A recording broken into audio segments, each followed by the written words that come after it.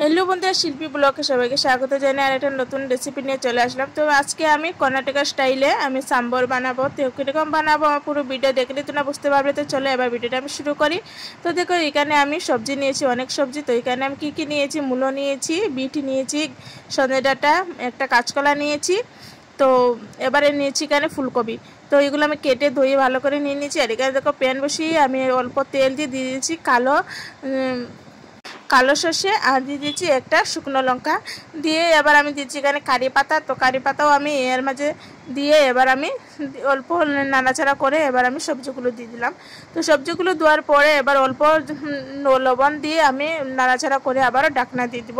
তো এখানে দেখো আমি কী নিয়েছি তেঁতুল, আর তেঁতুলের জলটা আমি বানিয়ে নিব। আর এখানে দেখো আমি তোমাদের করে যে কোনো ডাল থাকলেই ডালটাকে সিদ্ধ করে তোমরা এর মাঝে দিবে, কারণ ডাল ছাড়া একদম অসম্পূর্ণ, ডালটা তোমাদের মাস্ট দিতেই হবে। তো এবার দেখো টক জলও তোমাদের দিতে হবে, টক জল না দিলে কিন্তু একদমই খেতে ভালো লাগবে না। তো এবার দেখো আমি ডালটা আগেতে সিদ্ধ করে দিয়েছি। আর এখানে দেখো একটু ঘন হয়ে গেছিলো, আমি জল দিয়ে দিলাম। তো এবার অল্প দিয়েছি হলুদ গুঁড়ো, কোনো মশলা দিইনি, শুধু হলুদ গুঁড়ো দিয়েছি আর অল্প দিয়েছি জিরে গুঁড়ো। তো জিরে গুঁড়োটা আমি ঘরেই বানিয়েছিলাম, তো জিরে গুঁড়োটা দিয়ে দিলাম। দোকান থেকে আমি কিনে এনেছি আস্ত জিরে, এখানে আমি ঘরেই গুঁড়া করে দিয়েছি, কারণ ঘরে গুঁড়া করলে সেন্টটা বেশ ভালো লাগে আমার কাছে। তো এবার দেখো আমি ঢাকনাটা খুলে দেবো কি সিদ্ধ হয়েছে কিনা। তো দেখো একদমই সিদ্ধ হয়ে গেছে। তো জল বেরিয়েছিল, জলটাকে আমি পুরো শুকিয়ে দিব। দেখো পুরো ভাজা করে দিয়েছি। এরপরে আমি এখানে দিয়ে দিব ওই সিদ্ধ করে রাখা ডালগুলো। তো ডালগুলোকে দিয়ে এবার আমি ভালো করে নাড়াচাড়া করে এর মাঝে মিক্সড করে নিব। নিয়ে এখানে দেখলাম যে হলুদের গুঁড়ো কম হয়েছে, তারপরে আমি আর একটু হলুদের গুঁড়ো দিয়ে দিলাম, আর অল্প দিয়েছি দেখো জিরে গুঁড়ো। তো এগুলো দিয়ে আমি ভালো করে নাড়াচাড়া করে নিব। তো বেশ সুন্দর হয়েছিল খেতে, কি বলবো বন্ধুরা, তোমরা এটা ফলো করে অবশ্যই একবার করে বানিয়ে খাবে। তো এখানে যে তেঁতুলটা আমি ভিজিয়ে রেখেছিলাম এর মাঝ থেকে আমি জলটা বের করে নিব।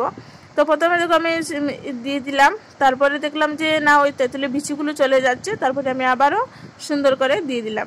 খালি শুধু জলটাই দিয়েছি, আর কোনো কিছু দিইনি, দেখতেই পাচ্ছ পুরো শুধু টক জলটাই দিয়েছি। তো টক জলটা দিয়েও আমি আবারও নাড়াচাড়া করে দিয়ে দিলাম। তারপরে আমি আবারও এটাকে ঢাকনা দিয়ে দিব, যাতে সুন্দর করে আলু বলছি সবজিগুলো সুন্দরভাবে সিদ্ধ হয়ে যায়। তো দেখো আমার একদমই পুরো সুন্দর করে আমার সিদ্ধ হয়ে গেছে। তারপরে এখানে আমি দেখো একটা টমেটো নিয়েছি, তো টমেটোকেও আমি এর মাঝে কুচু করে কেটে দিয়ে তারপরে এখানে আমি সাম্বর মশলা নিয়েছি, যেহেতু আমি সাম্বর বানাচ্ছি, তো সাম্বরের মশলাটা অবশ্যই দিবে। তো দেখো আমি সাম্বর মশলা এর মাঝে দিয়ে দিলাম। দেখো সাম্বরের উপরে লেখাই আছে কত কিছু সবজি, তোমার করে যা কোনো সবজি থাকবে যে কোনো সবজি দিয়ে তুমি এই সাম্বরটা বানাতে পারবে।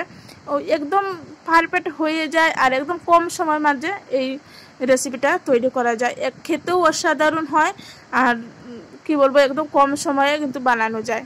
অবশ্যই একবার বাড়িতে বানিয়ে খাবে, ভীষণই ভালো লাগে। তো তারপরে দেখো আমার একদমই রেডি হয়ে গেছে। তারপরে আমি ধনিয়া পাতা কুচি উপর থেকে ছড়িয়ে দিলাম। আমার এই রেসিপিটা তোমাদের কাছে কেমন লাগছে অবশ্যই কমেন্ট করতে ভুলবে না। আমার চ্যানেলে যদি নতুন হয়ে থাকো চ্যানেলটাকে সাবস্ক্রাইব করে দিবে, আর ফেসবুক পেজে দিলে ফেসবুক পেজটাকে ফলো করে দিবে। তো চলো ভিডিওটা আমি এখানে শেষ করলাম। সবাই খুব ভালো থাকবে, সুস্থ থাকবে, দেখা হচ্ছে নেক্সট কোনো একটা ব্লগে। ততক্ষণে সাবধানে থাকবে, সুস্থ থাকবে।